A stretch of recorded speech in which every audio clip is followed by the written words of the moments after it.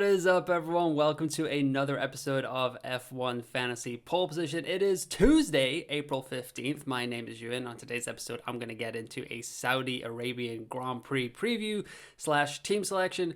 Thanks for, being patient. Didn't do the team selection yesterday because Rory McIlroy kept me up until about 1:30 on Sunday night watching the Masters. So up and down, I can only imagine that's what it's like to be a Ferrari fan, except without the successful part. So yeah, sorry for those shots fired there towards the Tifosi. But yeah, we are in the final race of a triple header, the first triple header of the F1 fantasy season. So we've had Japan, we've had Bahrain, and now we've got Saudi Arabia. So after this will be a little bit of a break, but that doesn't mean that the planning will stop because we got Miami, and that's going to be a pretty pivotal race with our chip strategy. What are we going to do? And we're going to get into it into all of it today. Going over to the Saudi Arabia Grand Prix preview here, we got the Jeddah Corniche circuit, 27 corners. That's the most corners on the F1 calendar, although some of them I'm not entirely sure I would call corners. 3 DRS zones, 50 laps. Over the last 3 seasons, it's been 19th for overtakes, so 6th fewest overtakes, 10 DNFs in total, 3.3 average over the last 3 seasons as well. And the 2024 podium was Verstappen, Perez, and Leclerc. Pirelli preview here, we've got the C3, the C4, the C5, which is encouraging because in 2024 we had the C2, the C3, and the C4. We saw what happened in Bahrain last weekend with them going a step softer from last year, and we got several strategies, several tire offsets. It was a very, very exciting race, tons of overtakes. As we saw in the previous slide, Saudi Arabia isn't really known for overtakes. However, maybe with some softer tires, we can get some more strategies. There'll be more like pit lane overtakes, maybe not on-track overtakes, but could be a pretty exciting time in Jeddah if this is seemingly going to work out and they're kind of going this route with Pirelli for the future. I mean, in Imola, they announced last week that we're going to get the introduction to the C6 for the first time. So hopefully they are going in the right direction where we're going to get multiple stops, teams going for 1 stop, teams going for 3 stop, that sort of stuff in the race. And it should increase our enjoyment of watching F1 and some points in F1 fantasy. Going to the weather here, nothing really to watch. We got another dry weekend on our hands. It should be sunny all the time. The one thing I did notice when I was looking at the weather forecast, FP1 and FP3 are going to be similar similar air temperatures to when it's qualifying in FP2. So unlike Bahrain last week when it was so hot during the day that FP1 and FP3 weren't really representative of what we were looking for on the track, we might get a little bit more representative data in Saudi Arabia with the temperatures being a little bit closer to what we're looking at come qualifying and race time in FP1 and FP3. That is, so hopefully that will give us a little bit more indication of who's doing all right, who's not doing all right, that sort of stuff there. But yeah, dry, sunny all weekend, nothing to really worry about in the rain department. One of the biggest questions, maybe not the biggest question, but one of the biggest questions this week is Limitless, because a lot of us have been setting up for it in Miami. I'm not entirely sure if I've been one of those. I've kind of just been on the budget recovery, points recovery track for a little bit, but I did want to look at just the outlook of what's coming up. So Saudi Arabia, Miami, and Imola, those are our next 3 races on the F1 calendar. And I posted my early team selection thoughts on X and Blue Sky and on the YouTube channel, post little section there. Hopefully you guys can go check those out, or go check those out if you haven't seen those already. And it just kind of was going through my thought process of what's going on with my team, what F1 fantasy managers can look at and stuff like that. But there has been this like groundswell of people saying maybe Saudi Arabia is a track to play your Limitless chip in, which kind of got me thinking, like, is it a good track? Like, I kind of want to check it out for myself. So on the graph here, if you listen on the podcast side, you can flip over to the YouTube channel, F1 Fantasy Pole Position.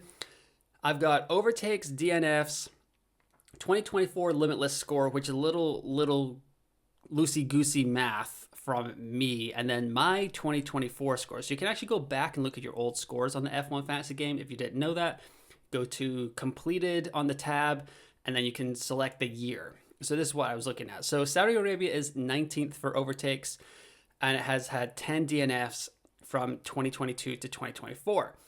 The 2024 Limitless score that I came up with, which was based on F1.com's kind of practice data, and then I was trying to remember what like my thought process was at that time. So the Limitless score for that team would have been 309 points.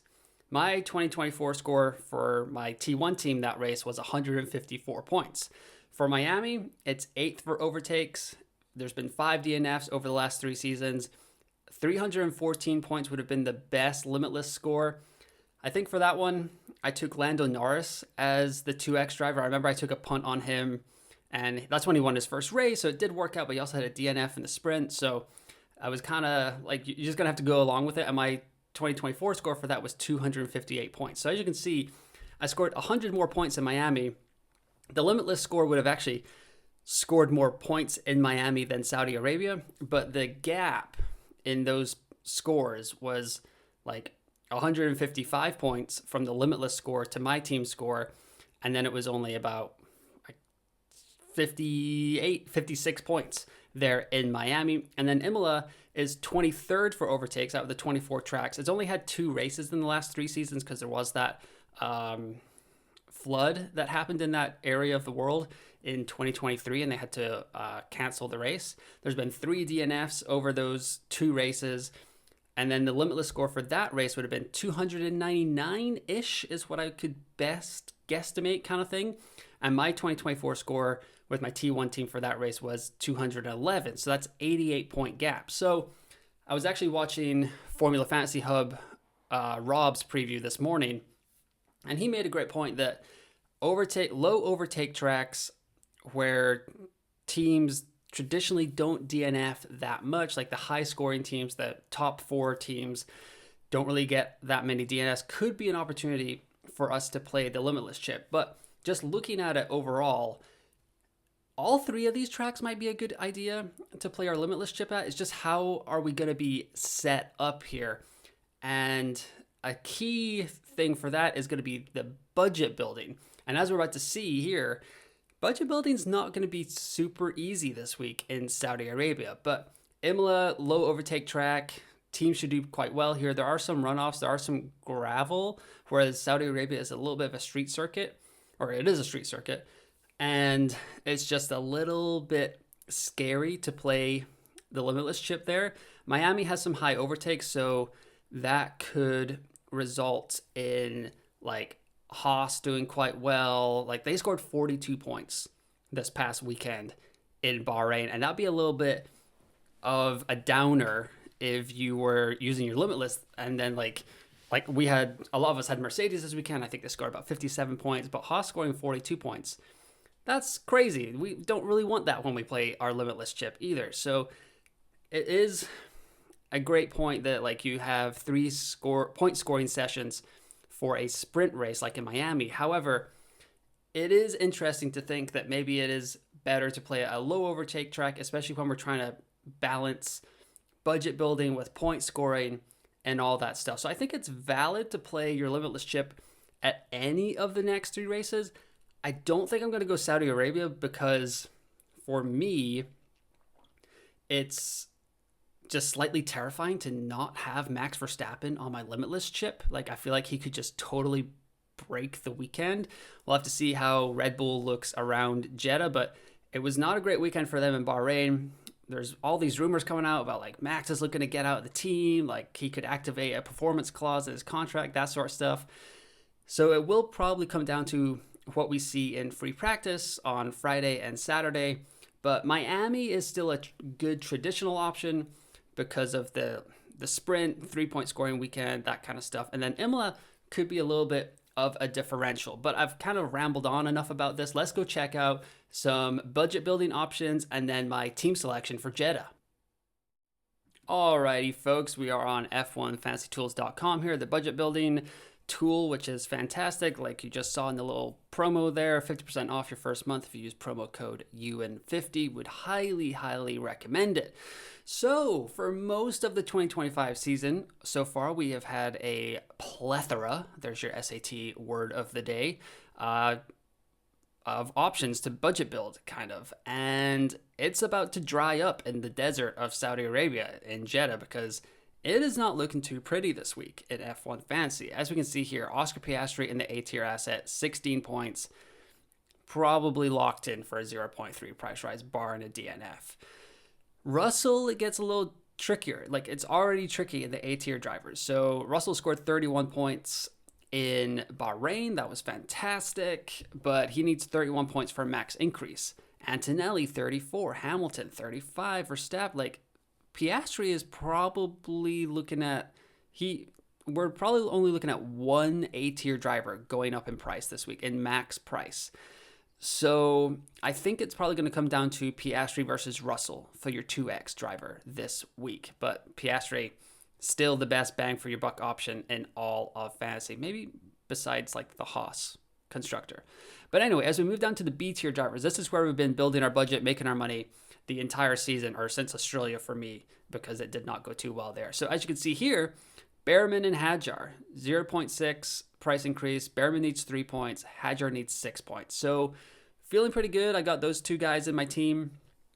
It could be an easy hold through this week, and then maybe we get into the Limitless thing in Miami. However, after that, things get a little tricky. As you can see here, Jack Doohan, he went up 0.2. He was robbed of an extra 0.4 price increase by not getting that fourth overtake slotted into his F1 profile. So we had to settle for a 0.2 price rise, which is a little unfortunate. So as you can see here, he needs to score 3 points, which he did not do last week, to avoid, or he needs to score 8 points to avoid a price fall. So it needs to score 3 points to avoid a max price fall. And 13 points just seems out of his range, even though Alpine did look a lot better this weekend in Bahrain.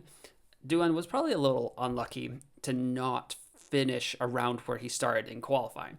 Alonso here at 15 points. Bortoleto, this is where he's starting to come into my thinking here. He can't go down anymore. He's 4.5 million. It could be a nice, safe asset to have in Saudi Arabia. Not any like budget building upside as of right now. Maybe if he gets another 4 points, we could be coming out on the other side of Miami with Bortoleto getting a price rise, but it's going to get a little rough here. Ocon, 10 points. He needs 10 points for a 0.2 price rise. 18 points.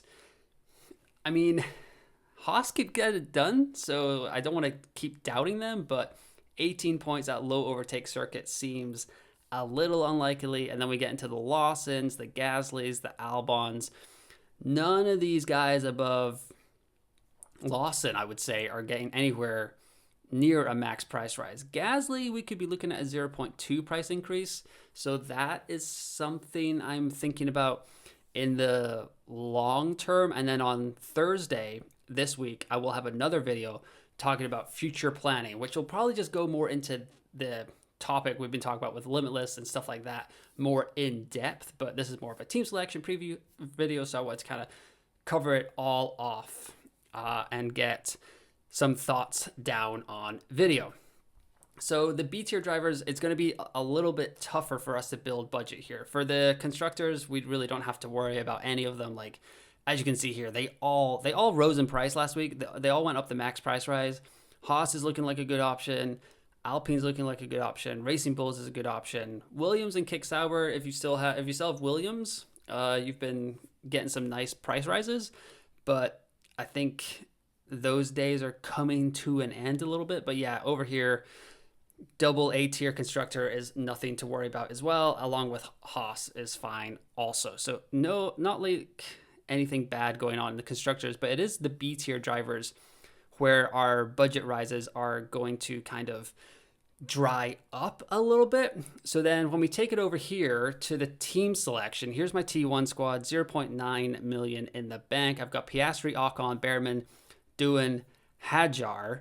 With McLaren and Mercedes, I went to the template last week and it paid off. It went pretty well, but there are some options we can be looking at here. So Piastri, I kind of like Ferrari this week. I think they showed me something in Bahrain. It seemed like it was coming together a little bit for the red Italian team. So The way that I'd have to fit in Ferrari is I've got 2 free transfers.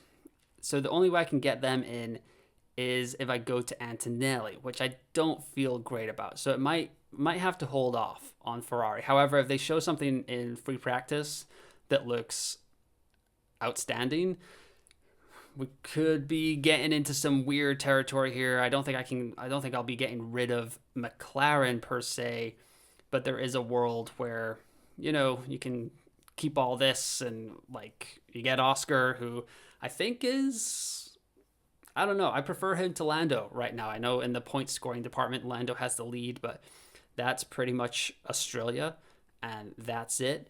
So this is a slightly different option that we could be looking at. I mean, you get the 0.3 price rises here with the double A constructor and Ocon Behrman. I feel like they're going to be long-term holds, at least through Miami, especially with the sprint coming up as well. They'll probably score some more points there.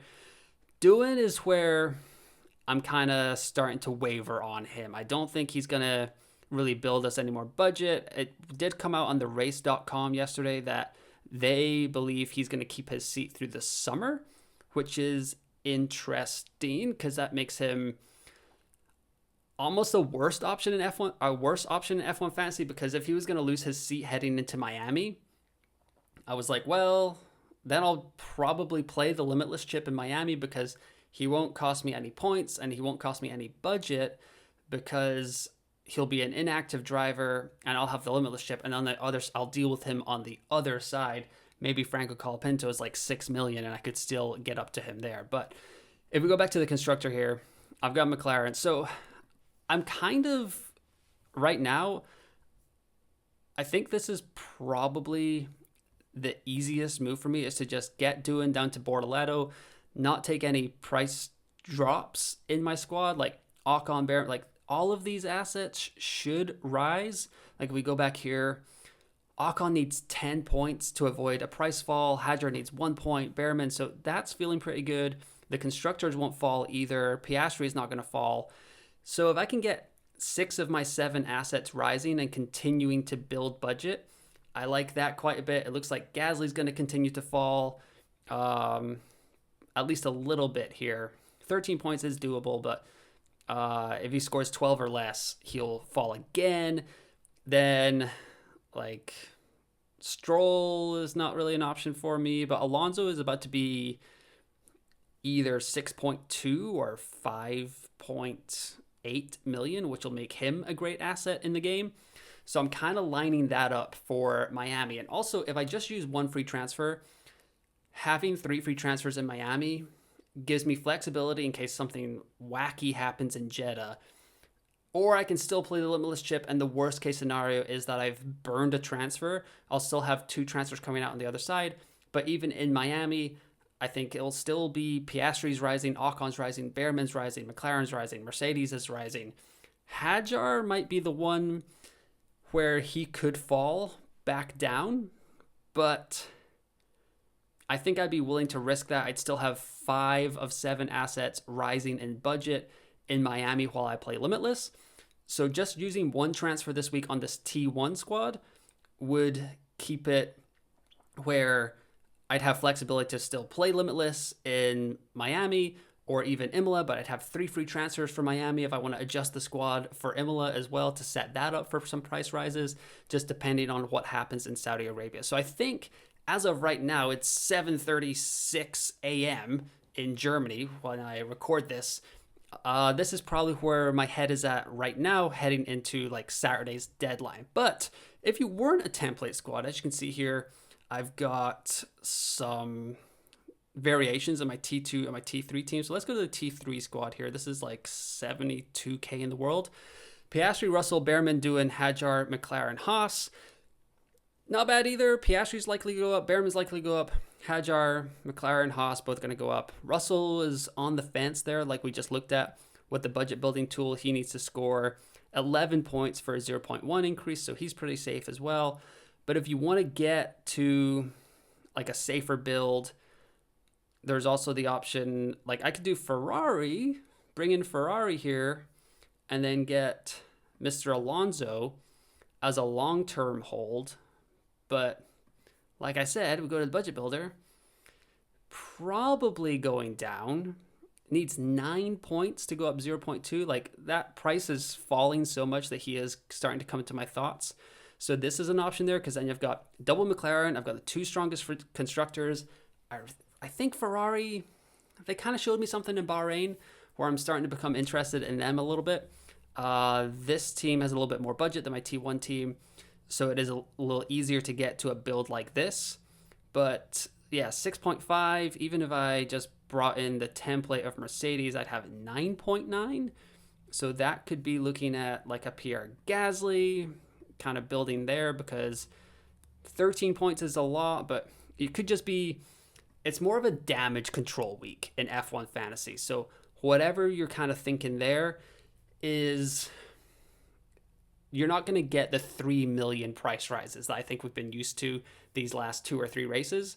So you're just going to kind of limit the damage, set yourself up for me, I'm going with flexibility, but you can also go where you're maximizing Miami for budget gains. Once some of those Japan scores fall off, you'll have Bahrain and Saudi Arabia to kind of go with into your budget building. The problem is, if you kind of commit to that strategy, you may just have to go with it, or you might be behind the 8 ball when it comes to Miami if you are backing out of it. But yeah, there's plenty of variations. We're going to go over them more on I've got a Wednesday Q&A live stream. I've got the deadline stream. I got another episode on Thursday coming up. So make sure you are liking videos and you are subscribed to the channel. We're almost at 2,700 subscribers. So if you could help me get to that goal, I would super duper appreciate it. And yet, yeah, another live stream after Sunday's race in Saudi Arabia for the cool down room, where we've been having a great time just kind of breaking it all down, processing what's just happened in F1 Fantasy. But like I said, Q&A stream here on Wednesday, 7:30 p.m. UK time, 2:30 p.m. US Eastern. And then there's also the deadline stream on Saturday, 7 p.m. local time, 5 p.m. UK, noon Eastern in the States as well. George Russell's in my thoughts, Ferrari's in my thoughts, Limitless is in my thoughts. Come watch me hopefully have a handle on it, but possibly have a little bit of a nervous final hour as I am setting my lineups.